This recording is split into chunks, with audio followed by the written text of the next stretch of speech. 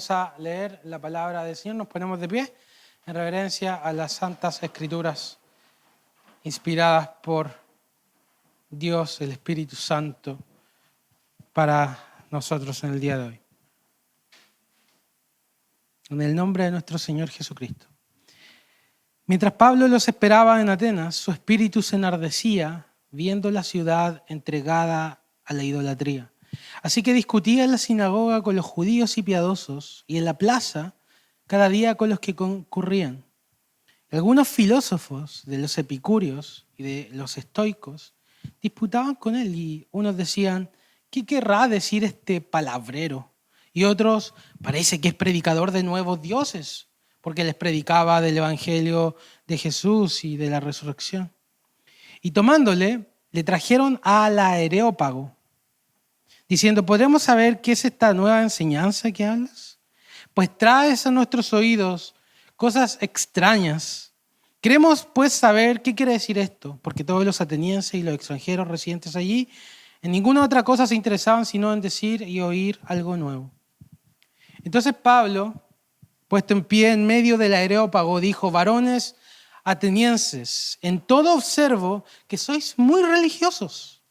Porque pasando y mirando vuestros santuarios, hallé también un altar en el cual estaba esta inscripción, al Dios no conocido. Al que vosotros adoráis, pues, sin conocerle, es a quien yo os anuncio. El Dios que hizo el mundo y todas las cosas que en él hay, siendo Señor del cielo y de la tierra, no habita en templos hechos por manos humanas, ni es honrado por manos de hombres como si necesitase de algo, pues Él es quien da a todos vida y aliento y todas las cosas. Y de una sangre ha hecho todo el linaje de los hombres para que habiten sobre la faz de la tierra y les ha prefijado el orden de los tiempos y los límites de su habitación, para que busquen a Dios, si en alguna manera palpando puedan hallarle, aunque ciertamente no está lejos de cada uno de nosotros, porque en Él vivimos y nos movemos y somos, como algunos de vuestros propios poetas también han dicho, porque el linaje suyo somos. Siendo pues linaje de Dios, no debemos pensar que la divinidad sea semejante a oro o plata o piedra, escultura de arte y de imaginación de hombres. Pero Dios, habiendo pasado por alto los tiempos de esta ignorancia, ahora manda a todos los hombres en todo lugar que se arrepientan. Por cuanto ha establecido un día en el cual juzgará al mundo con justicia por aquel varón a quien designó, dando fe a todos con haberle levantado de los muertos. Pero cuando oyeron de la resurrección de los muertos, unos se burlaban y otros decían, ya te oiremos acerca de esto otra vez. Y así Pablo salió de en medio de ellos. Mas algunos creyeron, juntándose con él, entre los cuales estaba Dionisio, el Areopagita, una mujer llamada Dámaris y otros con ellos. Amén. Los cielos pasarán, la tierra pasará, pero su palabra nunca pasará. Vamos a orar. Padre, gracias por tu palabra un domingo más. La palabra de tu paciencia, de tu amor hacia nosotros, para enseñarnos, para instruirnos. Venimos todos aquí a sentarnos bajo tu palabra como discípulos, Señor, para aprender de ti. Todos, incluyéndome, necesitamos aprender de ti, de tu palabra y de tu gloria, Señor. Así que háblanos, que tu voz, Señor, penetre la dureza de nuestros oídos y transforme nuestras mentes y nuestros corazones. Una vez más, lo pido en el nombre de Jesús. Amén. Tome asiento.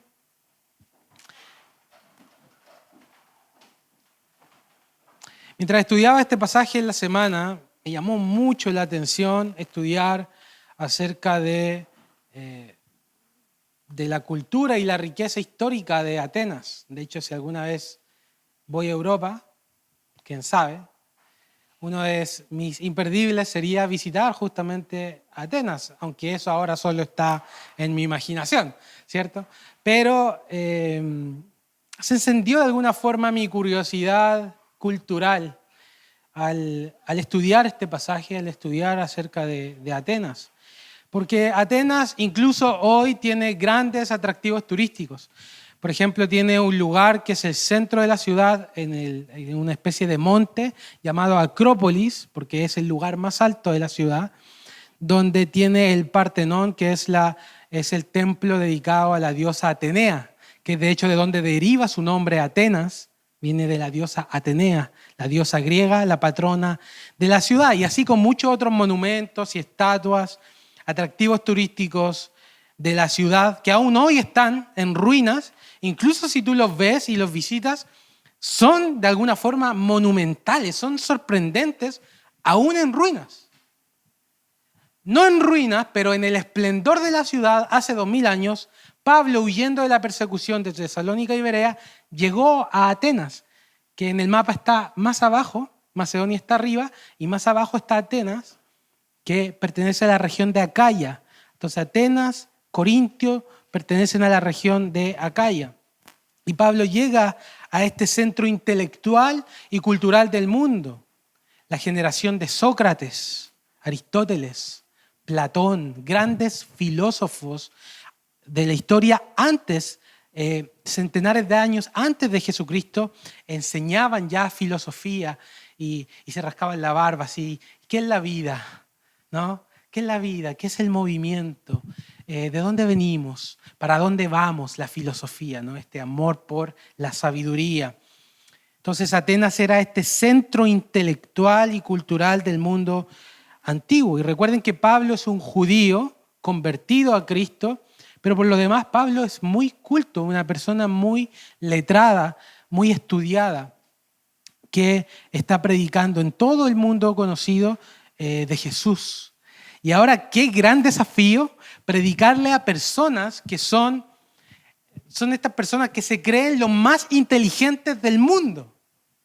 Los atenienses son los que se creen los más inteligentes y brillantes de la raza humana en su época.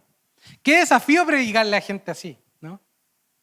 Pero vemos el discurso de Pablo en esta ciudad, a nada menos que todo el mundo intelectual, filosófico de la misma Atenas. Aquí tenemos entonces uno de los discursos de la defensa del cristianismo más potentes de todas las escrituras.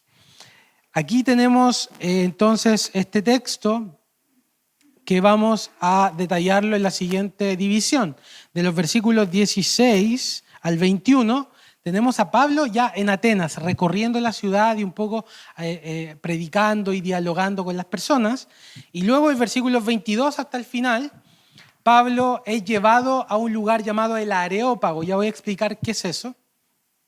Donde él ahí da un discurso, una predicación, confrontando la idolatría. Entonces, versículos 16 al 21, observando la idolatría, Pablo recorre la ciudad y comienza a ver. Es como va al centro y recorre los comercios, y él comenzó a ver los centros, los lugares de adoración. Observa entonces a la Atenas de ese entonces, y luego él es llevado al Areópago, donde él da un discurso confrontando la idolatría, versículos 22 al 34. El título de este mensaje es Al Dios no conocido, que es el punto de entrada que Pablo toma de un altar que los griegos tenían, desde donde él les predica entonces a Jesús y al Dios de las Escrituras. Entonces vamos primero ahí observando la idolatría, versículos 16 al 21. Cuando Pablo llegó a Atenas, como te digo, recorrió el Partenón, recorrió la Acrópolis, lleno de estatuas, lleno de dioses, lleno de arte, arquitectura monumental, hermosa, pero lejos de Pablo ver en eso un atractivo meramente turístico, como fue mi caso, dice la Escritura que cuando Pablo pasó por la ciudad y estaba mirando esas cosas, dice que su espíritu se movió dentro de él y se enardeció. Se movieron sus entrañas, digamos por alguna forma, y se encendió su celo. Esta palabra tiene tiene una connotación de enojo, en parte de celo de Pablo. Porque Pablo vio detrás de los monumentos, Pablo vio detrás del Partenón, detrás de esas esculturas, y él vio una tragedia espiritual. Él miró detrás de lo visible y vio la idolatría de esa ciudad. Así que eso movió su corazón. El ser humano creado para Dios ahora está degradado en idolatría. Y Atenas estaba literalmente llena de estatuas. Llena de estatuas. De hecho, unos autores antiguos decían que era más fácil encontrar un dios que un hombre en Atenas. Era más fácil encontrar un dios que un hombre. Pero su celo no fue como muchas veces es nuestro celo. Porque nuestro celo de repente cuando nosotros vemos algo que nos indigna, nosotros de repente decimos, no me voy a juntar con esta gentuza, ¿no?, que hace estas cosas y que piensa estas cosas. Y a veces el celo nos lleva a alejarnos de las personas que piensan diferente de nosotros.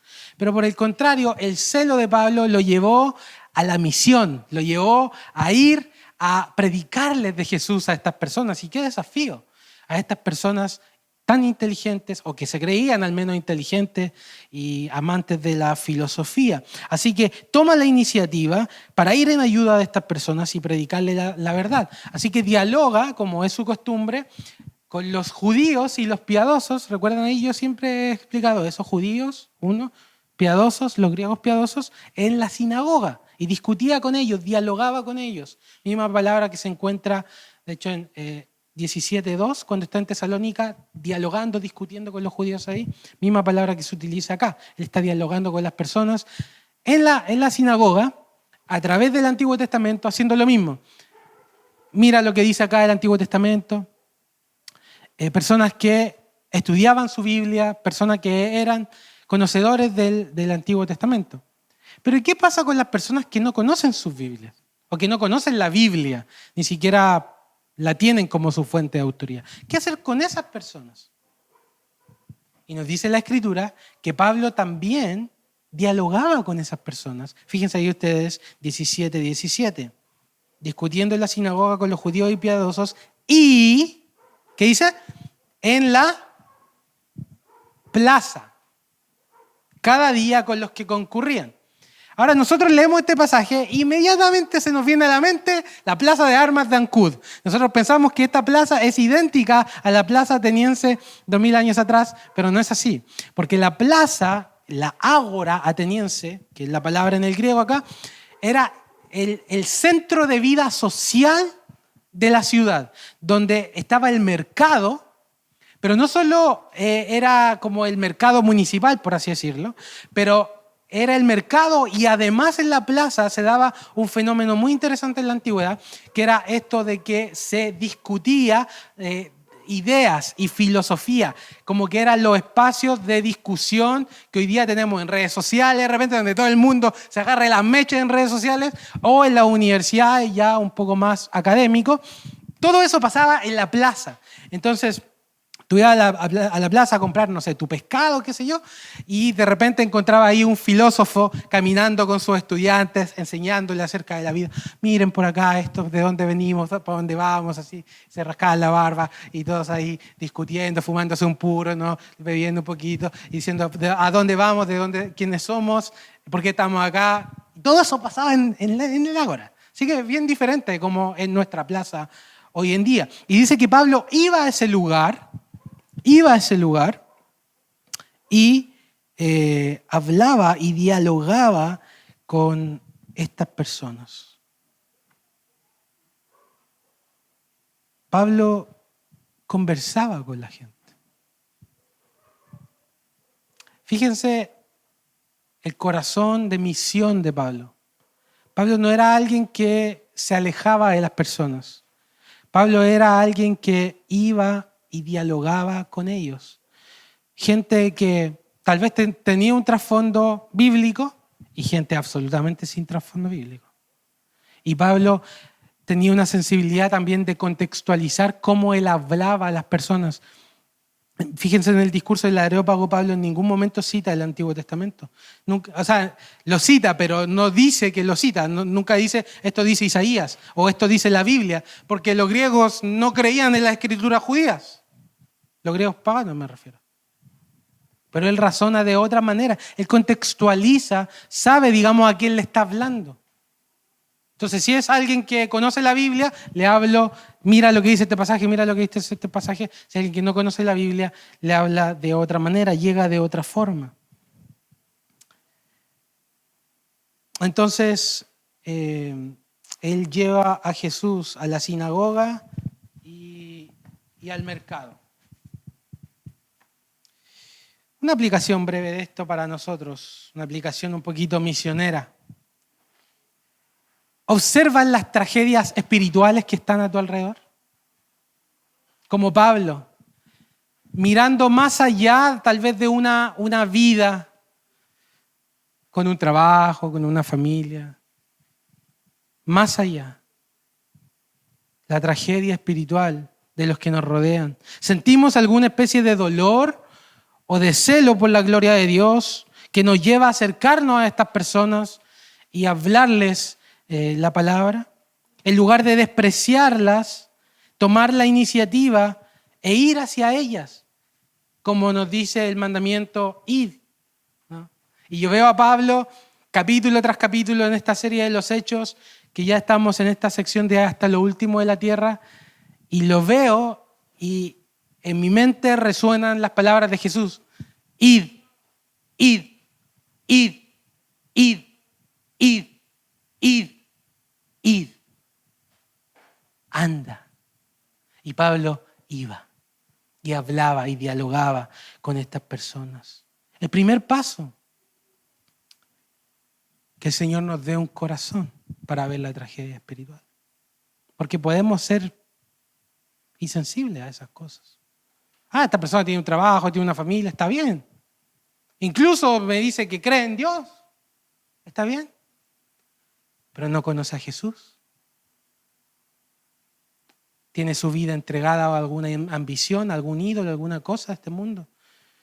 Sintamos, pidámosle al Señor un corazón para ver detrás de lo común o incluso lo turístico, para ver la tragedia espiritual. Y tomemos el primer paso, la iniciativa, eso de ir. ¿Y qué nos dice el texto? Que Pablo conversaba con la gente. Conversa con la gente. ¿Conversas con la gente a menudo? Conversa con la gente, responde sus dudas y guíalos hacia Jesús. Te vas a encontrar con gente tanto que tiene un trasfondo cristiano como gente que tal vez no sabe absolutamente nada del cristianismo y es budista, por ejemplo. Son desafíos para nosotros de cómo presentarle el evangelio a estas personas. Sintamos las tragedias espirituales, pidamos al Señor un corazón para ver la necesidad espiritual y tomemos el paso de ir hasta estas personas. El texto nos dice que mientras Pablo estaba discutió en la sinagoga, discutía en la plaza, en el ágora ateniense, dice que comenzó a disputar, a conversar, a dialogar, a debatir con unas personas que nos dicen ahí, única vez en la Escritura que se menciona algún tipo de filosofía, que de hecho son dos grupos aquí que aparecen. Versículo 18, algunos filósofos de los epicúreos y los estoicos, que hablaban con él, disputaban con él y de alguna forma Pablo conversaba con ellos. ¿Quiénes eran los epicúreos y estoicos? Muy brevemente, no quiero detenerme aquí mucho tiempo para no profundizar mucho en esto, pero eran básicamente, como te digo, estos tipos que filosofaban acerca de la vida. Eran dos escuelas de filosofía diferentes que creían cosas diferentes respecto de los dioses, pero sus características principales eran las siguientes. Los epicúreos eran hedonistas, o sea, era gente que perseguía el placer. Como si los epicuristas no existieran hoy día. Gente que solo lo que busca es el placer, el deleite, ¿no? Eso sigue vivo hoy día. Ellos buscaban la felicidad a través del placer y de las amistades, y su objetivo supremo era la liberación del dolor. Es decir, los epicúreos no eran gente desenfrenada, eran gente que decía todo disfrutado en su medida posible y ojalá no sufrir en la vida. Esa era su filosofía de vida. Y por otro lado están los estoicos, que era conocido como la filosofía de hierro. Hay una frase bien común que se utiliza, que por ejemplo, esta frase que se utiliza, no sé si usted alguna vez la ha escuchado, se mantuvo estoico, como en una circunstancia o algo así. Los estoicos, de alguna forma, inhibían los sentimientos. Y ellos decían que el ideal de ser humano era que nada te afectara, pero para ningún lado. O sea, que no te afectara para la alegría, ni te afectara para la tristeza. Ellos creían en el destino ciego, por lo tanto está todo determinado por un destino ciego que nadie sabe, está producido al azar. Así que lo único que podemos hacer es controlar nuestra respuesta a esas circunstancias. Entonces ellos decían que la alegría y la tristeza eran exactamente lo mismo, así que tenías que tú en el fondo ser un cara de piedra, por así decirlo, que nada te afectara en la vida. Ese era su ideal. Eso enseñaban los estoicos. Diferente a lo que enseñaban los epicúreos, por cierto. Hay algunos, de hecho, que hoy en día confunden el cristianismo con el estoicismo. Que dicen, no, el cristiano tiene que ser rígido, tiene que ser duro, no tiene que tener sentimientos, tiene que mantenerse estoico frente a las circunstancias. Fíjate lo que dice Juan Calvino respecto de la relación entre el cristianismo y el estoicismo. Dice Calvino, no tenemos nada que ver con la filosofía de hierro. Los sentimientos están muy presentes para un cristiano. El dolor, el sufrimiento, las lágrimas y las emociones están muy presentes y no las descartamos, no las eliminamos. Sin embargo, nos sometemos a Dios diciendo, no somos nuestros, somos del Señor, y con una mente tranquila y agradecida en el sufrimiento, el dolor y las lágrimas, aceptamos lo que Él ha enviado para nosotros. Algunos piensan, de hecho, que los presbiterianos somos estoicos, porque no podemos sentir ningún sentimiento, que nuestros cultos son demasiado aburridos. Pero hermanos, el cristianismo no suprime los sentimientos. Por el contrario, el cristianismo nos impulsa a poner esos sentimientos en las manos de un Dios que todo lo sabe y que es mi Padre y que me cuida. Así que Pablo estaba discutiendo con los epicúreos, con los estoicos, estaba ahí debatiendo. Y de hecho ellos lo desprecian porque le dicen, ¿qué querrá decir este palabrero? Y ahí la palabra palabrero en el original es un pica semillas, es como un ave que pica, está picando semillas como un cuervo que pica semillas en un lado y en otro lado. Era una palabra que significaba alguien que como que tomaba un poquito de por aquí y tomaba un poquito de por allá, tomaba, hacía algo y eso trataba de enseñarlo cuando no sabía en profundidad las cosas. En otras palabras, un charlatán. ¿Qué querrá decir este charlatán? Que habla y en realidad no sabe ni lo que dice.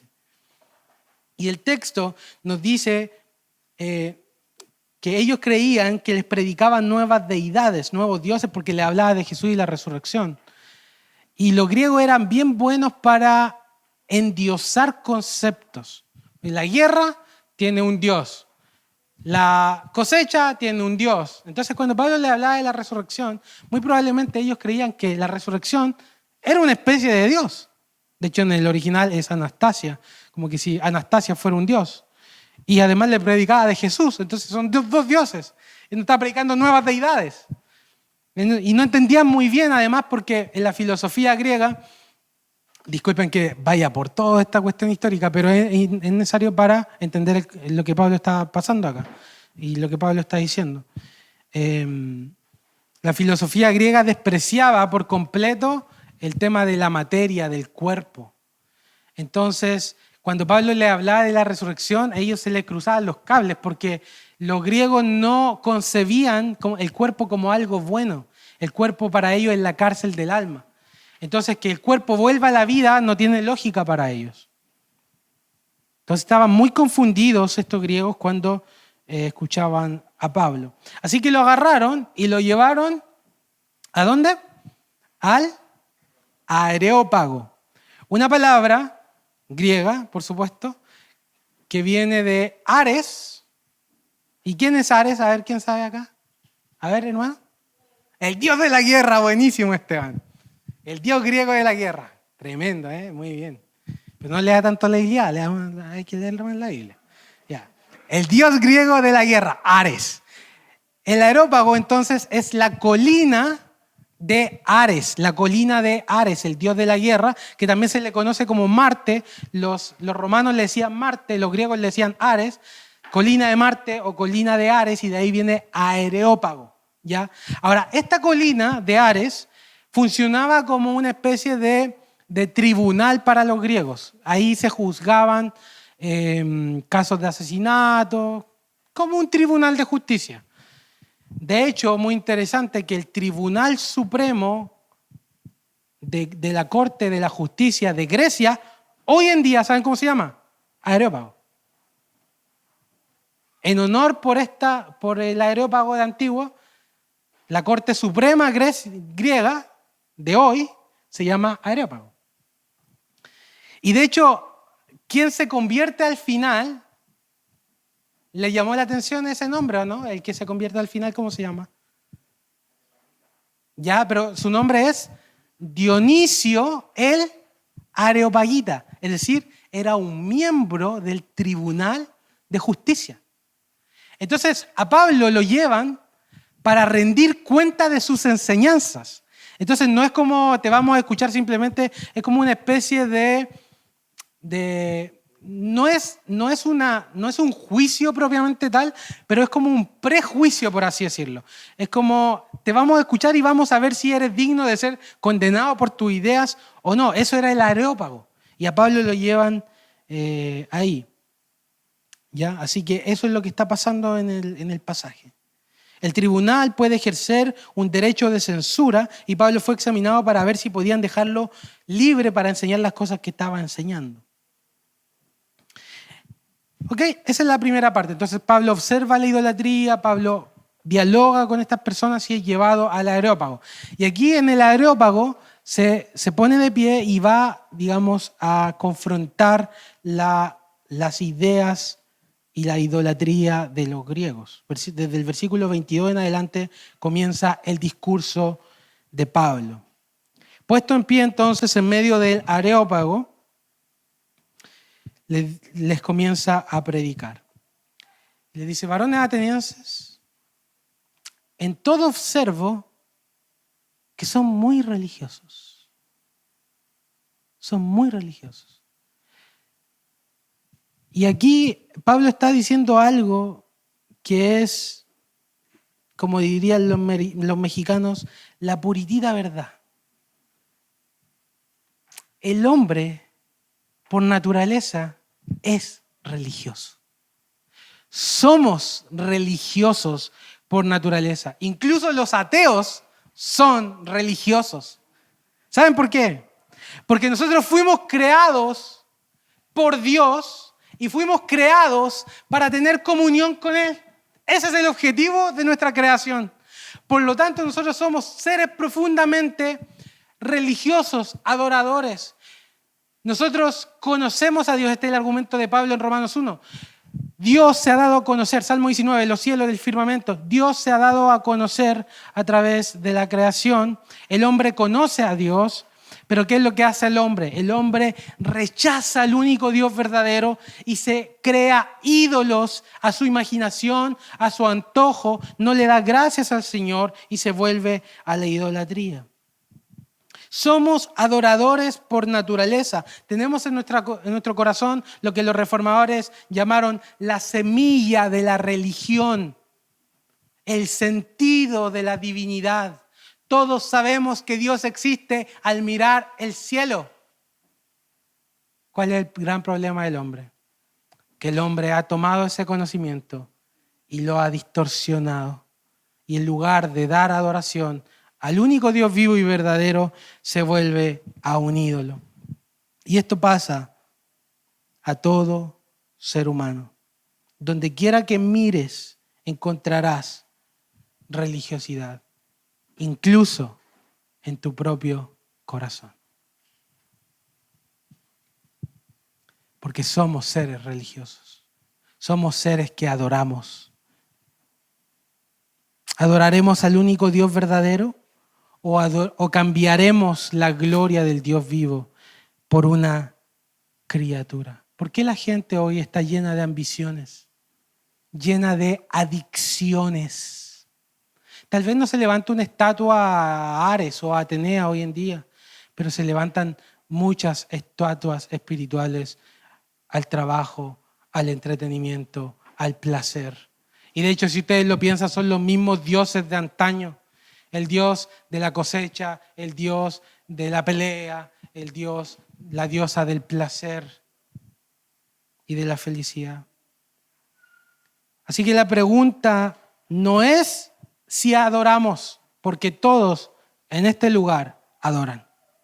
Y todos en esta ciudad y en todo el mundo, cada ser humano que existe adora. La pregunta no es si adoramos, la pregunta es ¿qué adoramos? Y esa es la pregunta que tenemos que hacernos a nosotros mismos. Varones atenienses, en todo observo que son muy religiosos, les dice Pablo. Porque pasando y mirando vuestros santuarios, vuestros objetos de adoración, dice, encontré algo, dice Pablo. Encontré un altar. Y los altares griegos eran, justamente un altar es para sacrificar algo. Entonces estaba una especie de altar de sacrificio y estaba el dios griego a quien se le hacía ese sacrificio. ¿Te suena conocido eso? Las animitas, por ejemplo, hoy día cada santo patrono de los católicos que hay una animita, hay una estatua para cada cuestión. Y los griegos tenían dioses para cada cuestión, para todo. De hecho, tenía un lugar que se llamaba Panteón. Panta es todo, Theos es dioses, o sea, donde estaban todos los dioses. Entonces, anda tú con tu problema. ¿Cuál es tu problema? ¿Tienes un problema en el amor? Tal Dios. ¿Tienes un problema de trabajo? Tal Dios. ¿Tienes un problema de esto? Tal Dios, tal Dios, tal Dios. Y los griegos decían, son tantos dioses, los conocemos todos. Decían, no. Entonces hagamos un altar por si acaso. Por si nos falta uno. Porque no vaya a ser que estemos ignorando un Dios. Y si lo ignoramos, entonces la ira de ese Dios desconocido va a caer sobre nosotros. Y de hecho es muy interesante que este altar al Dios no conocido, está acreditado históricamente por escritos de otros filósofos. Los testimonios encontré de Pausianas y Filóstrato hablaban de estos altares dedicados a dioses no identificados por miedo a ignorar alguna divinidad que pudiera traer plagas, derrotas, desgracias. Los griegos reconocían que no conocían a todas las divinidades existentes. Y Pablo se agarra de eso. Se agarra de ese altar de el Dios no conocido. Yo me imagino a Pablo viendo cada cosa y de repente encontrándose con esta inscripción que literalmente dice a un Dios no conocido.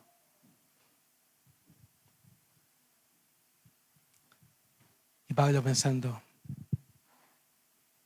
la ignorancia de la idolatría. Ellos necesitan conocer la verdad. Ellos necesitan conocer al Dios verdadero. Y tomando ese punto de entrada, ese es su punto de entrada de Pablo. Esa estatua del Dios no conocido es su punto de conexión para hablarle a estos griegos que no conocían absolutamente nada de la Biblia. Antes de entrar al discurso, aquí quiero otro punto aplicativo de la misión. Cuando hablamos con las personas, hay puntos de entrada. que tenemos que pedir un corazón sensible para ver cuáles son esos puntos. Pero va a haber una conexión con las personas que conversamos donde vamos a poder explicarles del Dios vivo y verdadero y vamos a poder hablarles de Jesucristo cuando encontremos ese punto. Cuando una persona venga y te cuente sus ansiedades, no simplemente le des una receta de anda al psiquiatra, pero ahí tú puedes hablarle de el Dios que te ha puesto una paz que sobrepasa a todo entendimiento. E incluso en tus circunstancias difíciles puedes contarle de que Dios mismo padeció los sufrimientos de esta miseria por nosotros, etcétera, etcétera. Una persona que tiene un problema matrimonial, una persona que está cerca de la muerte o acaba de perder algún ser querido. Son puntos de entrada. Tenemos que saber identificar esos puntos como Pablo lo está haciendo acá.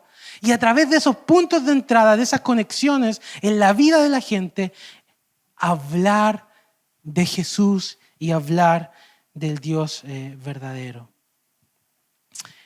Entonces comienza su discurso y les dice, este Dios no conocido que ustedes le hicieron este altar, les dice ahí, al que vosotros adoráis, sin conocerle, es a quien yo os anuncio. Una breve aclaración aquí. Algunos han creído que este versículo respalda el hecho de que todos tenemos el mismo Dios, solamente de diferentes formas, cada uno lo adora a su antojo, pero es el mismo Dios al final. Pero eso no es lo que Pablo está diciendo acá. El punto de conexión de Pablo no es que los atenienses están súper bien y están adorando realmente a Dios en esa estatua que ellos no conocen. Lo que Pablo está diciendo es que ustedes no han conocido al Dios verdadero. E incluso ustedes mismos reconocen su ignorancia. Entonces ahora yo les voy a decir cuál es el Dios verdadero. Pablo sería tremendamente arrogante si su predicación estuviera basada en lo que él piensa.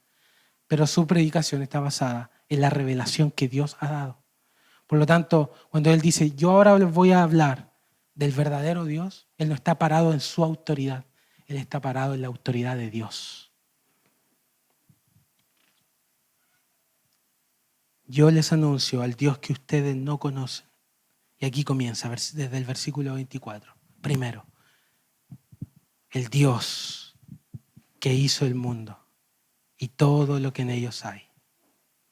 O sea, como decía el hermano, mira las estrellas en la noche en el campo. Mira los cielos. Mira el mar. Mira a tus hijos, mira a tu gatito, mira a tu perrito, mira a tu plantita. Dios creó todas las cosas. Pero él no está, Génesis 1:1 dice que, no, los griegos no entienden ese lenguaje. Dice, Dios creó todas las cosas. Todo lo que ustedes miran y ven y experimentan, Dios lo creó. Dios no solo creó todo, pero Él es el Señor de los cielos y de la tierra. Es decir, ahí él está hablando de su soberanía, de su gobierno. Dios controla absolutamente todos los asuntos que ocurren debajo del cielo y debajo de la tierra. Dios es soberano. Por lo tanto, si Dios es tan grande, queridos griegos, si ustedes ven el cielo y es tan grande, si ustedes ven el mar y el mar es tan grande, si ustedes ven todas las cosas y son tan grandes, y el Dios que hizo esas cosas entonces debe ser más grande que esas cosas. Pablo le hace una pregunta lógica. ¿Cómo ese Dios va a habitar en un templo hecho por ustedes? ¿Se dan cuenta? ¿Cómo un Dios tan grande, que creó este mundo tan grande y este universo tan grande, va a caber en este lugar?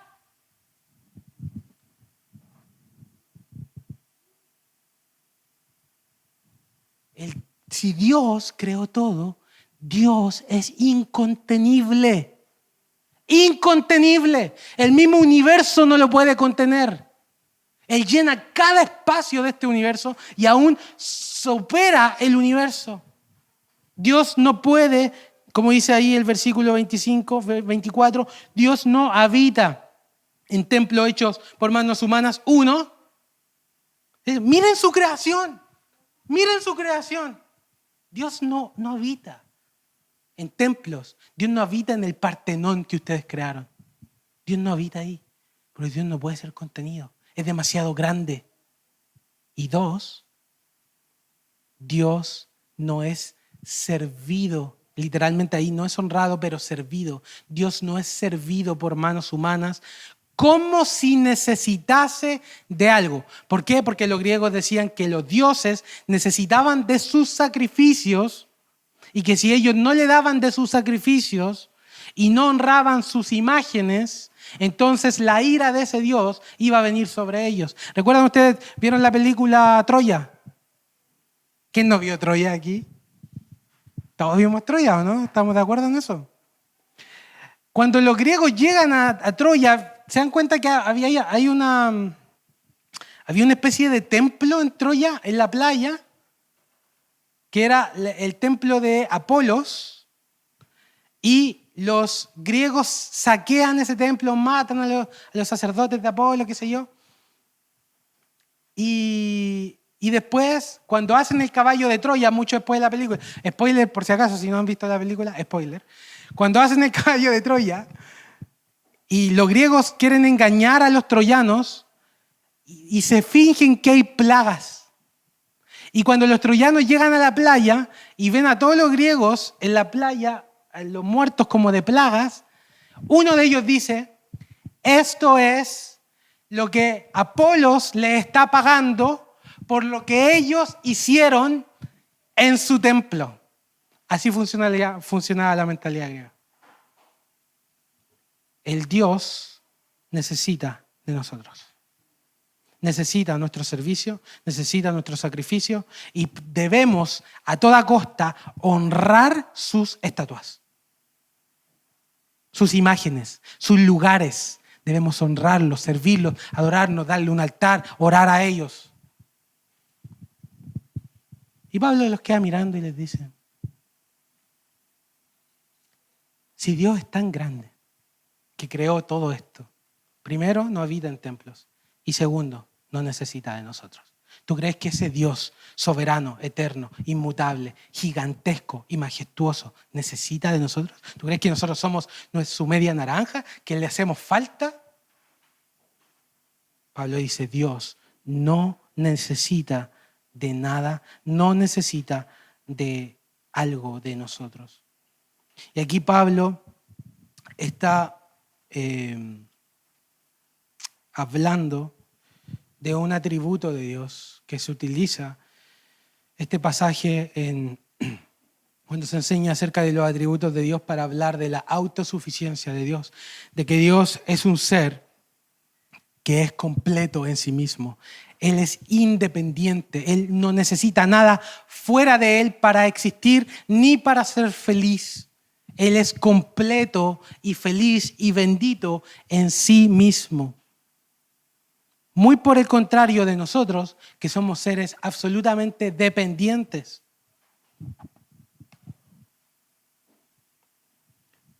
Y si creemos que no, a ver, aguanta la respiración 5 minutos. Necesitamos de tantas cosas fuera de nosotros para subsistir. Aire, agua, comida. Piensa en tu vida. Somos seres súper dependientes. Lo cual significa que somos seres súper necesitados. Bueno, Dios no es así. Dios es fuerte, es grande, es autosuficiente. Esto es lo que Pablo le está diciendo. ¿Por qué? Porque esto tiene mucho sentido contrastado, ese Dios, contrastado con lo que los griegos hacían. Entonces Pablo está confrontando todo su sistema religioso. Está diciendo, Dios no nos necesita. Dios no nos necesita. Pero por el contrario, Él es quien da a todos vida y aliento y todas las cosas. Es decir, Dios no necesita de nada, todo necesita de Él. Esto no puede pasar, pero si Dios en un segundo dejara de existir, inmediatamente todos nosotros perdemos la vida. Esto lo dijo R.C. Sproul. Las plantas en un instante se secarían. Todos los pájaros caerían. Toda la vida de este universo terminaría. Porque toda la vida y aliento de todas las cosas vienen y se sostienen por Dios. A ver, hagamos un ejercicio. A ver, Esteban, tú me vas a ayudar. Vamos a respirar. Respiramos, inhalamos y botamos. Pudimos hacer eso y lo hacemos cada segundo porque Dios está sosteniendo nuestra vida. Él da vida y aliento. Él sostiene la vida y nos da todas las cosas, el sustento, el agua que tomamos. Y eso significa que nosotros somos absolutamente dependientes de Dios en todo. Y eso se aplica a nuestra vida, de que debemos vivir de manera dependiente de Él, constantemente yendo a Él para todo, absolutamente todo lo que necesitamos. Nunca pienses que Dios necesita de tu adoración o necesita de tu servicio. Servirle y adorarle es un privilegio que Él nos ha dado de su soberana gracia. Él creó este mundo por gracia, Él te llamó por gracia y Él te manda a adorarle por gracia. Él no necesita de eso, pero todo eso es gracia. Y nuestro todo es encontrarlo a Él. Lo que más necesitamos en nuestras necesidades, que necesidad es sinónimo de dependencia, ¿o no? Dependencia, necesidad. Lo que más necesitamos en nuestras necesidades es depender de aquel que es independiente. Porque Él da vida y aliento a todas las cosas. Y todas las cosas, todo lo que necesitamos proviene de Él. Fíjense cómo contrasta este Dios bíblico que Pablo está predicando, porque el conocimiento que él está revelando a los griegos viene de la Biblia, aunque él no le está diciendo Moisés, Isaías dijeron esto, pero es profundamente bíblico su discurso. Se contrasta con la teología de los griegos y la confronta, de hecho.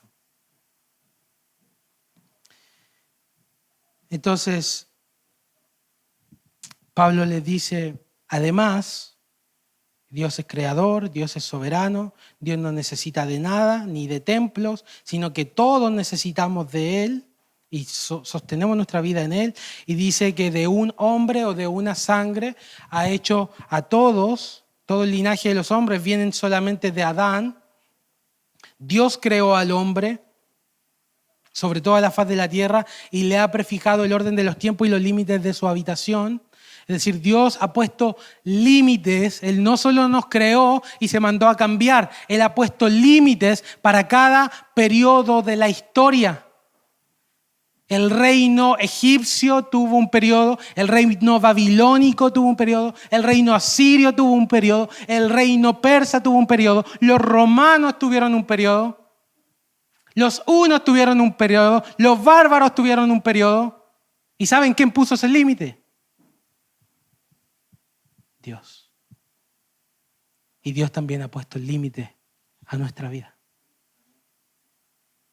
Porque Él es soberano. Él es soberano. Hace poco hablaba con una persona que quería responder esta pregunta de pronto: ¿por qué pasan cosas malas en este mundo y sobre todo a niños pequeños? Y se cuestionaba un poco el tema de Dios. Pero Dios, hermanos, ha puesto el límite a nuestra vida. Él decide si una persona muere a los 2 años y Él decide si una persona deja de existir a los 100 años. Es Dios que lo hace. Dios pone ese límite porque Él es el que da la vida y Él es el que también la quita. Todo, entonces, en tu vida y en la mía, vienen de su mano. Eso es lo que Pablo le está diciendo a estas personas. Todo viene de Él.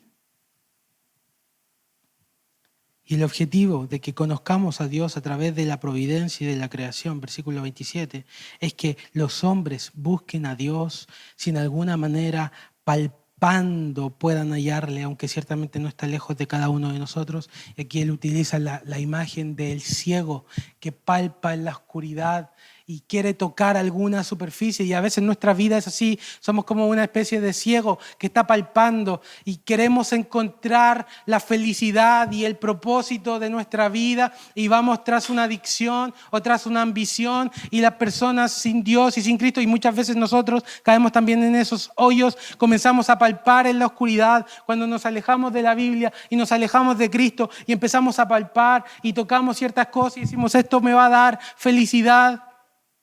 Las ambiciones, las adicciones de esta vida, las idolatrías de esta vida, palpando como ciegos en la oscuridad. ¿No está así este mundo? Palpando como un ciego en la oscuridad, intentando encontrar a Dios. San Agustín decía que todo aquel que visita un prostíbulo, detrás de la puerta, decía San Agustín, espera a encontrar a Dios. Porque en el fondo el corazón humano está palpando por significado, está palpando por identidad, por amor. Y eso solamente lo puede dar Dios. Así que Pablo le dice, no está lejos. Dios está cerca de nosotros. Lo puedes ver en todo lugar. Y Él es el que te está llamando en esta hora para que dejes la ceguera y palpar en la oscuridad de la idolatría y te vuelvas al único Dios vivo y verdadero. Porque en Él vivimos, nos movemos y somos. Y Pablo, de hecho, le cita a un poeta pagano, le cita a Aratus, que vivió 300 años antes de Cristo, en una idea familiar a lo que los atenienses creían. Como algunos de vuestros propios poetas también han dicho, linaje suyo somos. Es decir, venimos de Dios. ¿Tú sabes cuán maravilloso es esto? Que nosotros, los seres humanos, somos la única parte de la creación de Dios. La única parte de la creación de Dios que puede tener comunión con Dios. Somos los únicos. Y por lo tanto por eso se habla de la dignidad humana. Por eso no es lo mismo matar una mosca que matar a un hombre. Porque el hombre está creado a imagen y semejanza de Dios. El hombre fue creado para Dios, como decía San Agustín, y no estará satisfecho hasta que encuentre su todo en Dios y deje de ir tras las idolatrías de este mundo. Primer mandamiento de la Torá: no tendrás dioses ajenos delante de mí. Solo yo soy el digno de tu adoración, dice Dios. No tengas otros dioses aparte de mí. No le dediques tu corazón, tu mente y todas tus fuerzas a otros dioses aparte de mí.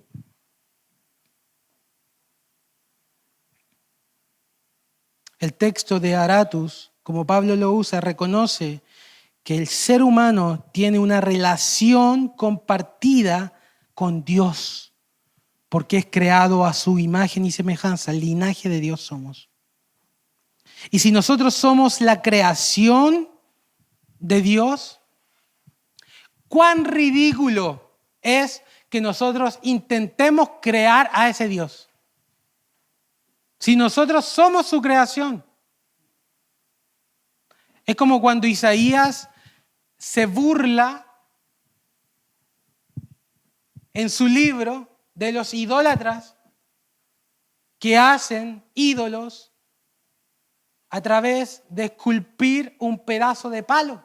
Isaías se burla de ellos y dice, son tan tontos que toman ese pedazo de leña, cortan una parte y la usan para el fuego, para calentarse, y luego también usan un poco para cocer pan, y luego toman la otra parte y la esculpen a Acera o a Moloch y hacen un dios de eso y se arrodillan a ese dios y le dicen, sálvame. Y Isaías dice, son tan tontos que no se dan cuenta que la mitad de ese palo lo usaron para el fuego y a la otra mitad le están rindiendo culto.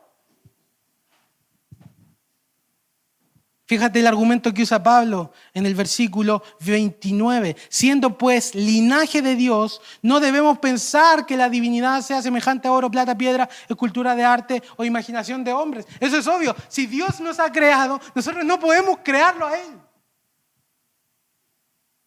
Pero esa era la ridiculez de la filosofía griega.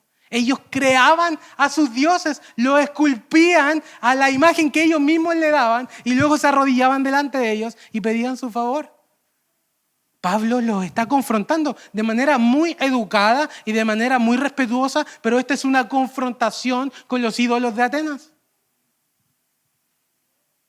Y aquí viene la conclusión. Esta es la parte, el mazazo tremendo de Pablo. Pero es un mazazo de misericordia, sí. Pero Dios les dice, habiendo pasado por alto los tiempos de esta ignorancia, es decir, ¿cuánta ignorancia hay en eso, hermanos? Al Dios no conocido. Pablo utiliza eso, ustedes mismos reconocen que son ignorantes. ¿Cuánta ignorancia había en Atenas? ¿Y cuánta ignorancia a veces hay en nuestras vidas cuando estamos sumidos en idolatrías, adicciones y ambiciones de este mundo, adorando a la creación? ¿Cuán ignorante es eso? Y Pablo dice, y aunque ustedes han hecho todo eso, Dios no lo ha consumido. Dios ha pasado por alto toda su ignorancia, toda su tontera, toda su necedad. La necedad de la idolatría. Dios ha pasado por alto eso. Y ahora, dice, manda. No sugiere, no invita.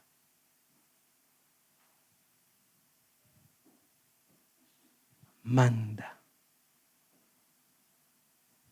que nos volvamos de la idolatría.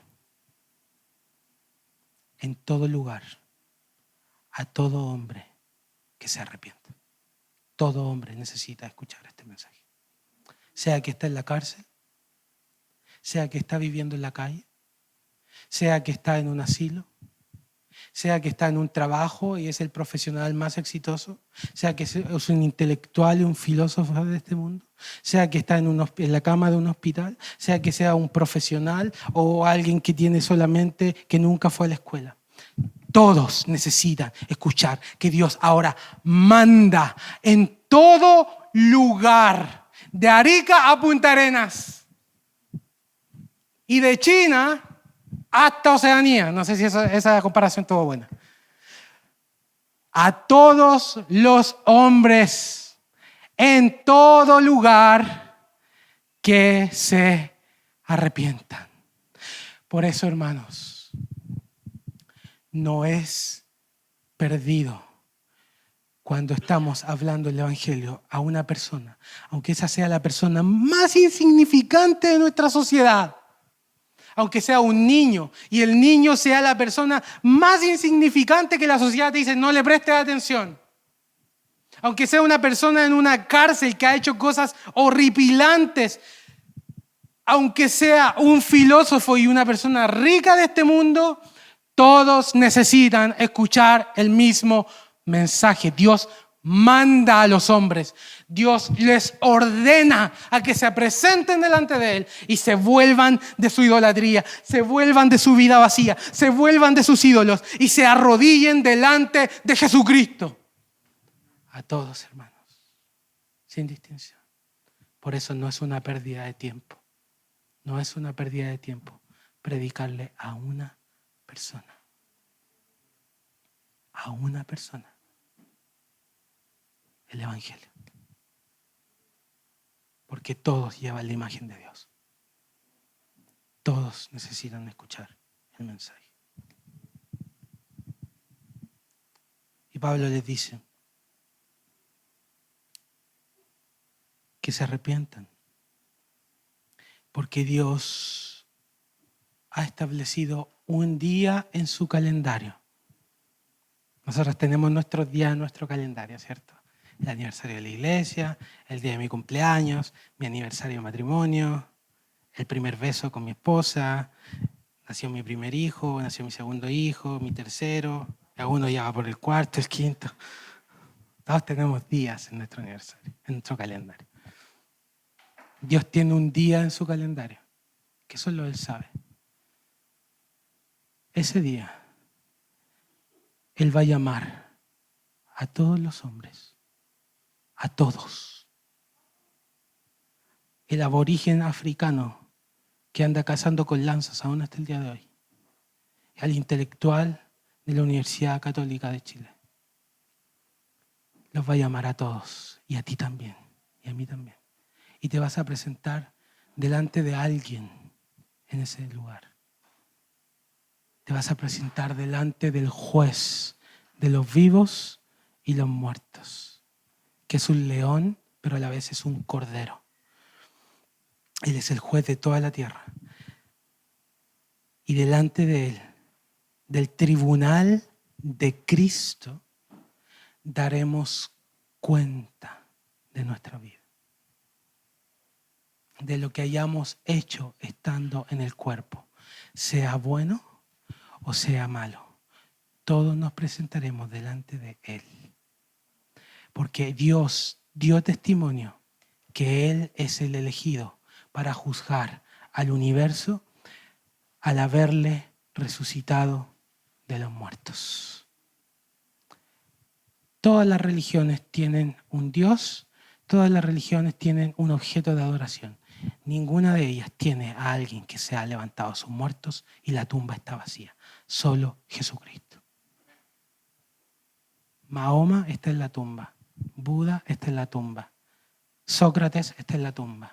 Platón está en la tumba. Los epicúreos están en sus tumbas. Los estoicos están en sus tumbas. Solo Jesús ha resucitado de los muertos. Y Él ha sido designado por Dios para ese día donde todos nos presentaremos delante de Él. Atenienses, babilonios, israelitas y chilenos delante de Él. ¿Cómo te encontrarás tú en ese día? La Biblia enseña que el mismo que es el juez del universo, ¿saben cuál es su nombre? Jesús. ¿Y saben qué significa su nombre? Salvador. Porque Él salvó y salvará a su pueblo de sus pecados. Él resucitó, pero para haber resucitado, Él tuvo que haber muerto primero. Y si Él murió en esa tremenda cruz que tenemos acá, que es un símbolo, es el símbolo del amor de Dios, Él murió en esa cruz llevando nuestras idolatrías, nuestras mentiras, nuestros pecados, y Él resucitó de entre los muertos. Así que la Escritura dice que todo aquel que en Él cree tiene vida eterna. Pastor, ¿qué debo hacer para ser salvo? Solo una cosa debes hacer para ser salvo. Entrega tu corazón, tu vida a Jesús. Cree en Él, que Él es tu Señor, Él es tu Salvador, y sabes que en ese día te presentarás delante de Él, pero sabes que Él te va a dar un guiño. Te va a hacer así. El juez del universo te va a hacer así. Te va a hacer un guiño. Ahí donde sale eso en la Escritura, hermano Cristian. Bueno, yo me imagino que va a ser así porque el juez también te conoce como su hijo, porque Él puso su sangre por ti. Si es que le recibes, si es que le aceptas, si es que le confiesas, si es que le das tu vida, el juez será tu amigo en el día del juicio. Y como se dice, es bueno tener un amigo en la corte, ¿no? Y en este caso, ¿qué corte? Una corte suprema de que no pasará por alto ninguna cosa. Él es juez y a la vez abogado. ¿Es tu abogado? ¿Es tu Salvador? ¿Has confiado en Él? ¿Has escuchado su voz para que te arrepientas de la idolatría? Para que vayas hacia las tragedias espirituales y anuncies su palabra. Concluyentemente, el sermón de Pablo, el discurso más bien, termina abruptamente. Los estudiosos creen que Pablo no alcanzó, y ya hay varias cosas dichas, pero que no alcanzó a terminar, se cortó de manera abrupta, porque los filósofos griegos hasta ahí nomás le aguantaron, hasta la resurrección. Por lo que te decía, el pensamiento griego es que la materia es mala, por lo tanto la resurrección es algo digno de burla. Fíjense ahí el versículo 32, oyeron de la resurrección de los muertos, unos se burlaban. Esto te va a pasar cuando hables de Jesús. ¿Te va a pasar? ¿Te van a mirar? Decir, estáis loco. Se van a burlar de ti. Se van a burlar de Jesús. Unos se van a burlar. Otros van a tener curiosidad. Decimos, háblanos más de esto. Síguenos hablando de esto. Queremos oírte otra vez. Y otros creerán.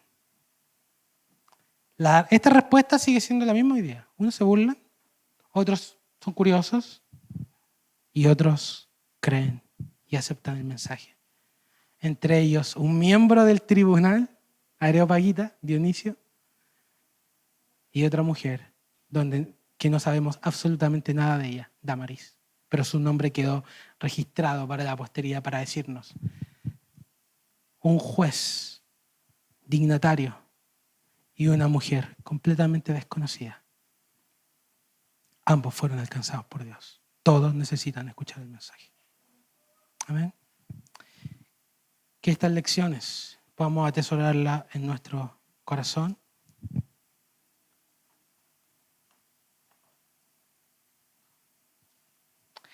Y el Dios no conocido se ha revelado. Nos manda a arrepentirnos y a creer en el Cristo resucitado, quien es el Señor soberano de la historia y juez de vivos y muertos. Mi pregunta para ti: ¿cómo responderás hoy? Oremos y pidamos al Señor 3 cosas.